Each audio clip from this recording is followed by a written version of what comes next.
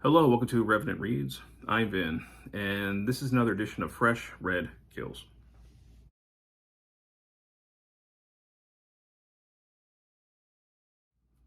So, Fresh Red Kills are the videos where I talk about the books I've recently finished reading. These are two books that I actually read in May. I'm a teacher, the summer has now started. I'm going to finally start catching up on some videos. And this is a book that I read for Historathon, and this is just one that I read out of my own curiosity. So I'm going to discuss these. If you are new to my channel, of course this is a booktube channel, but my videos are very, they're unscripted, they're informal. They just kind of, I don't even call them reviews. They are more just my thoughts on the various things that I've read. So if you're up for that, you can stick around. First, I'll talk about this one.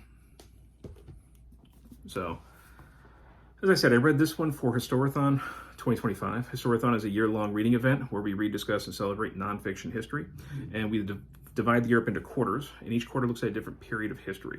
So quarter two, which was April, May, June, that looked at the years 500 to 1500. So, of course, for me, that's basically the Middle Ages. You don't have to read things about, Western civilization, but that's just what interests me. If you want to participate in Historathon, all you got to do is read a nonfiction history that looks at that period of history, and you have participated. So I read this one in May. The Crusades, the Authoritative History of the War for the Holy Land by Thomas Asbridge.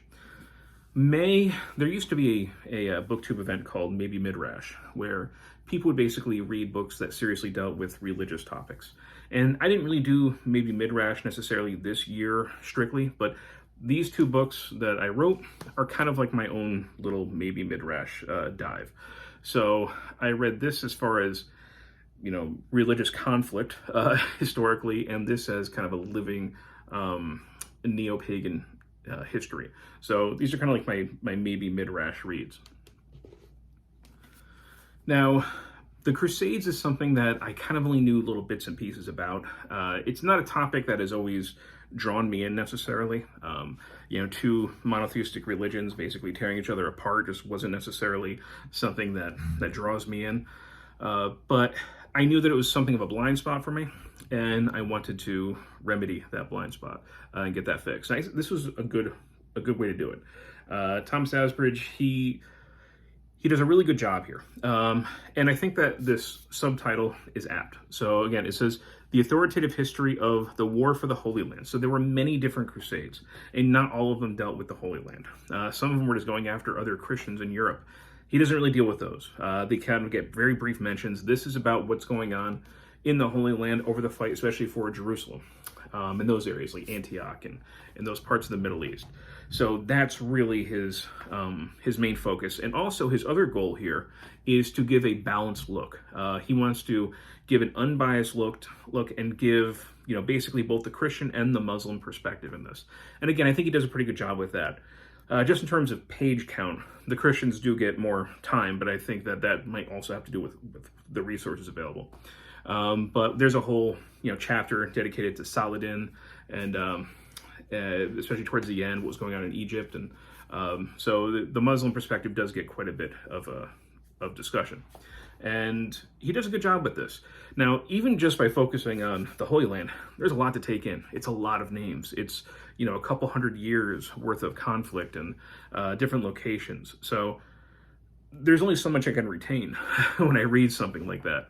And when you read things like that, you don't always know, if you don't know the subject very well, what's going to be really important information for you later on. So I say that just to say that sometimes reading things like this can feel like a little bit of a grind, just because I don't know where the journey is taking me. But it was a good read, and there were a few moments where I think the book really shined. The first one had to do with the First Crusade, and which is one that I probably knew the most about. And it did reveal some other things that some gaps in my knowledge. But you just kind of see the unhinged zealotry that was at work there. And that was really, really interesting. The other section that I thought, even more so, that I really got drawn in, had to deal with whenever Richard Lionheart was on the page. Really, he just kind of breaks through everything else and outshines it. And Richard Lionheart, I think, is an interesting historical figure. the way that historians have spoken of him or discussed him, it's varied pretty widely. Sometimes he is seen as this major kind of, Christian warrior, this great king. Other times he's seen as, I don't know, like an overrated failure. I would say that when the first time I ever heard of Richard Lionheart, I think, was at the end of Robin Hood, Prince of Thieves. So that was like my first introduction. I think Sean Connery played him. So that's a heck of an introduction. But then when I actually started learning about him, I kind of did it through the writings of people who were not big on him. So my impression was him was basically like he was overrated. He just kind of got kidnapped and held, for ransom for a ridiculous amount. He hardly ever spent any time in England. And I didn't know a lot about what he did in the Holy Land. And I think that Asbridge gives a pretty balanced look at Richard Lionheart, but you can definitely tell that he's kind of a little bit of a fan. And I don't mean that like in a bad way, like he's biased or anything like that. But he's rightfully admiring of what Lionheart achieved at different times. There is, at one point, Richard Lionheart does this really inexcusable massacre that Asbridge does call him out on. But otherwise, you can see just how militarily skilled Richard Lionheart was. And interestingly enough, the fact that he was on a crusade actually worked against him. Because for him, Jerusalem is an important city as far as like scripture goes and religion, but strategically it's not very important. It's not a very good, militarily city that you would really need to hold onto militarily. So he kind of wanted to play the long game and take over areas around Jerusalem, and that would eventually give them Jerusalem. But all the men that he was with, they were there for the crusade. They were there to take Jerusalem. They just wanted to go on and attack Jerusalem. And Richard Lionheart seemed to know that was not the best tactic. But so he kind of had his hands bound. There's kind of an interesting conflict. Each crusade that's discussed, there's your own sort of issue going on, their own conflict, and they all do have their own flavors. Another thing that Asbridge does in here a lot is kind of correct what other historians have written over the years. And I can't give too many examples of it because I said I don't really have a lot of prior knowledge of the topic. But it's something that comes up quite a bit as he's writing, where he's kind of, commenting on what other historians have written and giving his own interpretation. But yeah, if that is something that interests you, I would definitely recommend this. It runs at over almost 700 pages. So it was not a quick read. Most of May was spent reading this. So yeah, this is pretty good.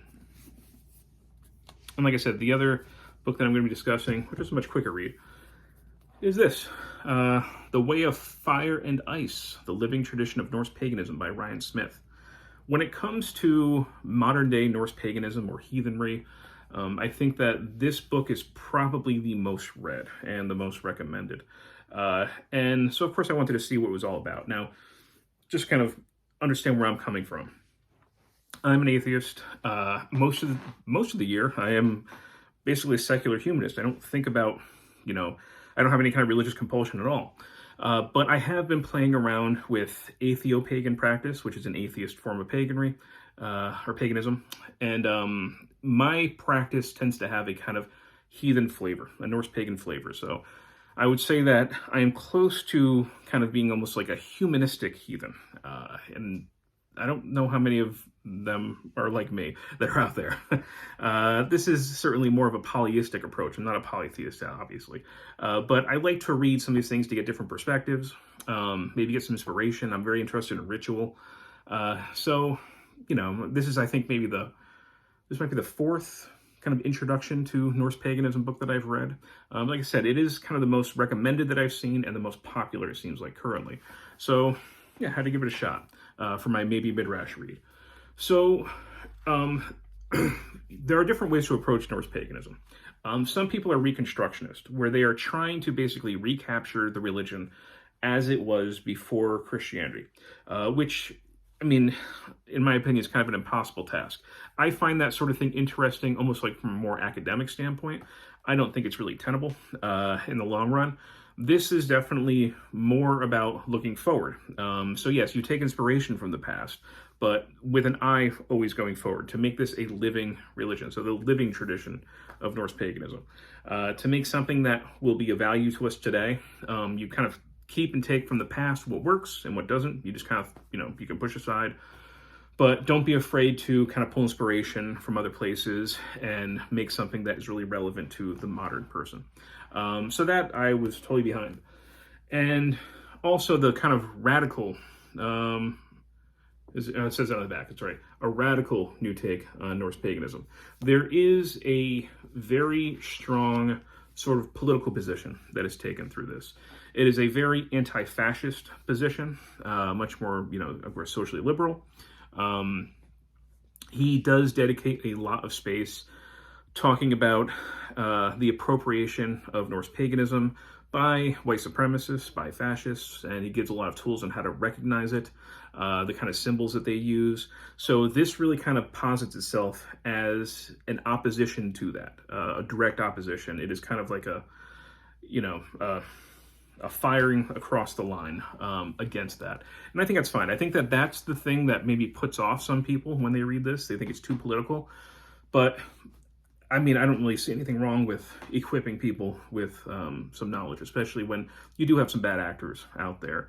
I certainly, come across some YouTube channels who have some very suspect types of sources that they use between white supremacists and, basically modern fascists and things like that. So I was pretty much okay with it. This does kind of have a little bit, this has a much bigger emphasis on community building and on working with others. This is not at all a kind of guide for the solitary practitioner, which, some introductory books are sort of like that. This really has to do with the community building. And again, that's also why it is very wary of fascism and white supremacy creeping in. So it's one of the reasons why I think it kind of put up this sort of shield wall around that. But otherwise, I mean, I thought this was pretty good. I would have liked more things about ritual and actually how to do the practice. I think that they could have been a little bit stronger there maybe. But I know there is a second book that he wrote that's almost like a companion to this. Maybe that book deals more with the practice. That's a possibility. I think that probably my favorite introduction still is Matthias Nordvig, especially because he allows for a more atheo-pagan view, certain perspective when it comes to practicing Norse paganism, seeing the gods as more symbolic or metaphor than actually real.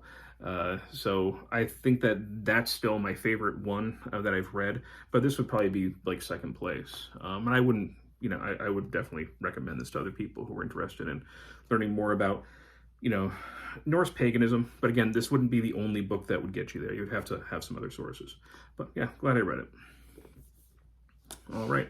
So those are the two books I said I read in May, kind of my maybe mid-rash reads. So that is The Crusades by Thomas Asbridge and Ryan Smith's The Way of Fire and Ice. So if you're reading these, I'd love to hear your thoughts. And as always, thank you, BookTube.